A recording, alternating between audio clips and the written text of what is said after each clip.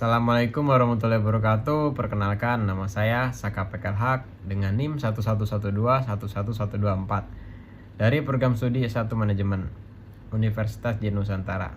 Di sini saya akan menyampaikan materi kuliah saya, yaitu pengantar manajemen, dengan dosen pengampu yaitu Bapak Imam Yuwono. Saya akan menyampaikan materi tentang pengelolaan SDM atau sumber daya manusia. Sumber daya manusia didefinisikan sebagai keseluruhan orang-orang dalam organisasi yang memberikan kontribusi terhadap jalannya organisasi. Selain itu, perlu diperhatikan pula bahwa penempatan pegawai yang tepat tidak selalu menyebabkan keberhasilan. Pengembangan sumber daya manusia meliputi aktivitas-aktivitas yang diarahkan terhadap pembelajaran organisasi maupun individual. Pengembangan sumber daya manusia terwujud dalam aktivitas-aktivitas yang ditujukan untuk merubah perilaku organisasi. Jadi, ciri utama pengembangan sumber daya manusia adalah aktivitas-aktivitas yang diserahkan pada perubahan perilaku. Pengertian pengembangan sumber daya manusia.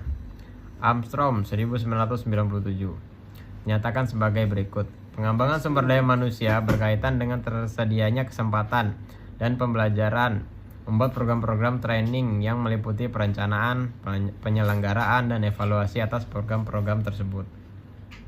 Sedangkan Harris and DeSimone 1999 mengatakan bahwa sebagai berikut.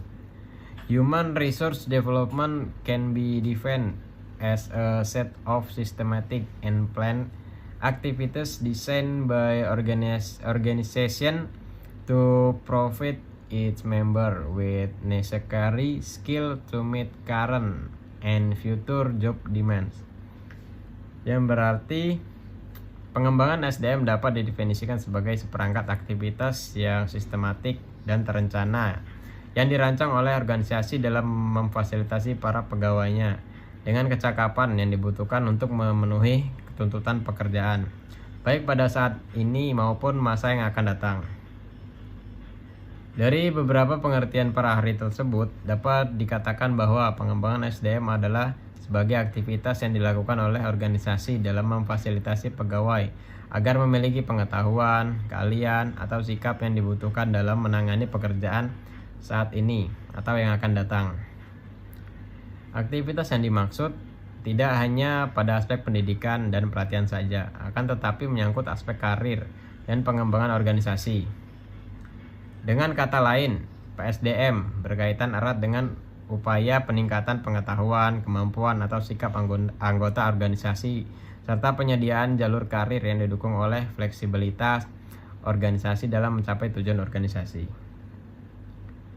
Walaupun telah disadari bahwa pengelolaan sumber daya manusia merupakan hal yang vital dalam organisasi, namun melaksanakan hal tersebut tidaklah mudah.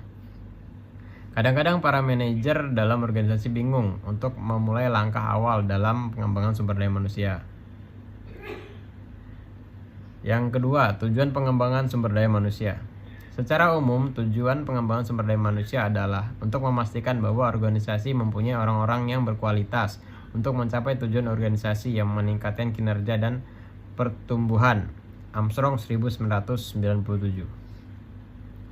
Tujuan tersebut dapat dicapai dengan memastikan bahwa setiap orang dalam organisasi mempunyai pengetahuan dan keahlian dalam mencapai tingkat kemampuan yang dibutuhkan untuk melaksanakan pekerjaan mereka secara efektif. Selain itu, perlu pula diperhatikan bahwa dalam upaya pengembangan sumber daya manusia ini, karena individual dan kelompok adalah subjek untuk peningkatan dan berkelanjutan, dan bahwa orang-orang dalam organisasi dikembangkan dengan cara yang sesuai untuk memaksimalkan potensi serta promosi mereka. Secara rincian tujuan pengembangan sumber daya manusia dapat diuraikan sebagai berikut. Pertama, meningkatkan produktivitas kerja. Program pengembangan yang dirancang dengan baik akan membantu meningkatkan produktivitas, kualitas, dan kuantitas kerja pegawai. Hal ini disebabkan karena meningkatnya technical skill, human skill, and material skill karyawan yang bersangkutan. Dan yang kedua, mencapai efisiensi. Efisiensi sumber-sumber daya organisasi akan terjadi apabila program pengembangan dilaksanakan sesuai dengan kebutuhan. Dengan kata lain, pemborosan dapat ditekan karena biaya produksi kecil dan pada akhirnya daya saing organisasi dapat meningkat. Dan yang ketiga, meminimalisir kerusakan. Dengan program pengembangan yang baik, maka tingkat kerusakan barang atau produksi mesin-mesin dapat diminimalisir karena para pegawai akan semakin terampil dalam melaksanakan tugasnya. Dan yang kelima, mengurangi kecelakaan. Dengan meningkatnya keahlian, kecekapan pegawai dalam melaksanakan tugas, maka tingkat kecelakaan pun dapat diminimalisir. Dan yang keenam, meningkatkan pelayanan. Pelayanan merupakan salah satu nilai jual organisasi atau perusahaan. Oleh karena itu, salah satu tujuan pengembangan sumber daya manusia adalah meningkatkan kemampuan pegawai dalam memberikan layanan kepada konsumen.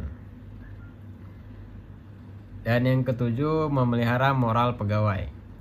Moral pegawai diharapkan akan lebih baik karena dengan diberikan kesempatan kepada pegawai untuk mengikuti program pengembangan pegawai, maka pengetahuan dan keterampilannya diharapkan sesuai dengan pekerjaannya, sehingga antusiasme pegawai untuk menyelesaikan pekerjaan akan meningkat. Dan yang ke-8, meningkatkan peluang karir. Karena pada umumnya promosi didasarkan pada kemampuan dan keterampilan pegawai, maka kesempatan pegawai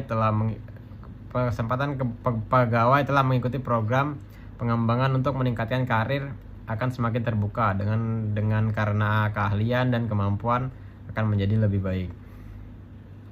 Dan yang ke-9, meningkatkan kemampuan konseptual. Pengembangan ditunjukkan pula untuk meningkatkan kemampuan konseptual seorang pegawai. Dengan kemampuan yang meningkat, maka diharapkan pengambilan keputusan atas suatu persoalan akan menjadi lebih mudah dan akurat. Dan yang ke-10, meningkatkan kepemimpinan. Human relation adalah salah satu aspek yang akan menjadi perhatian dalam program pengembangan. Dengan meningkatnya kemampuan human relation, maka diharapkan hubungan baik ke atas, ke bawah maupun ke samping akan lebih mudah dilaksanakan. Dan yang ke-11, peningkatan balas jasa. Prestasi kerja pegawai yang telah mengikuti program pengembangan diharapkan akan lebih baik. Seiring dengan meningkatnya prestasi kerja pegawai, maka balas jasa atas presentasinya pun akan semakin baik pula.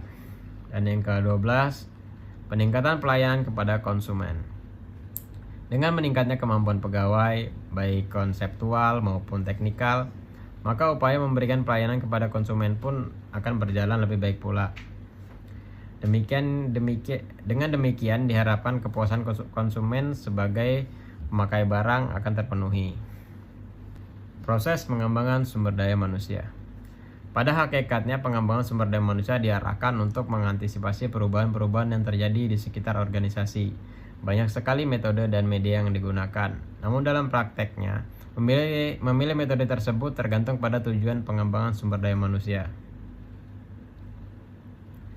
Menentukan kebutuhan. Bahwa langkah pertama adalah proses pengembangan sumber daya manusia adalah analisis kebutuhan pengembangan sumber daya manusia yang menurut Werther and Davis 1996. Analisis kebutuhan yaitu suatu proses mendiagnosa masalah-masalah yang terjadi pada saat ini dan tantangan masa depan yang akan diantisipasi melalui pelatihan dan pengembangan. Analisis kebutuhan, need assessment, adalah suatu penentuan kebutuhan pelatihan yang sistematis yang terdiri dari 3 jenis. Analisis tersebut diperlakukan dalam menentukan tujuan pelatihan. Ketiga analisis tersebut adalah analisis operasional, analisis pekerjaan, dan analisis individual. 1. Analisis organisasional adalah suatu analisis yang berusaha untuk menjawab pertanyaan mengenai di mana tempat atau bagaimana dari organisasi yang paling membutuhkan pelatihan dan faktor-faktor apa yang mungkin mempengaruhi pelatihan. 2.